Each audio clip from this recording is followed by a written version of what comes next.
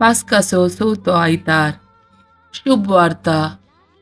João chapter 10 verses 27 to 30. त्यावेळी येसू म्हणालो, मुझे बोकरे म्हजो ताळो आयकतात. हांव तांकां वळखतां आनी ते म्हज्या फाटल्यान येतात. हांव तांकां सासणीक जिवीत दितां आनी ते केदींच नाश जावचे नात.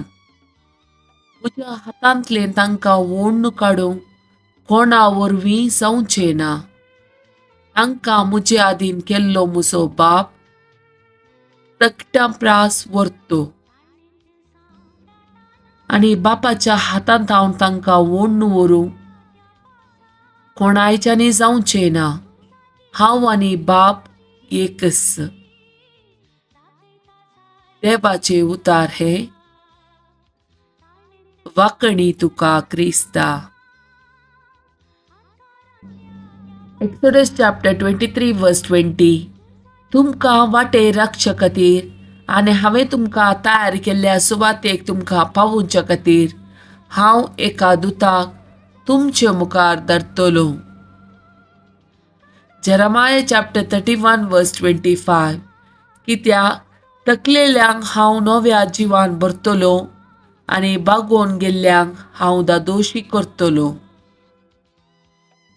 Psalm chapter 1 verses 1 to 6. जो मनीस कोट्याच्या बुद्धीप्रमाणे चलना, पातक्यांची वाट धरिना आनी अधर्म्या संगता बसना, पगार सरेस्पराच्या धर्मशास्त्रान संतोसता आनी दीस रात तांचे धर्मशास्त्र नियाळता, तो बागी.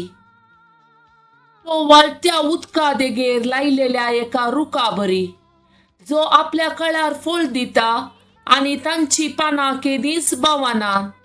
जे सगळे तो करता ते सुफळ जाता. पूण खोटे मनीस तशे न्हय. ते वाऱ्याक उबोवन वेता त्या पोला बरी.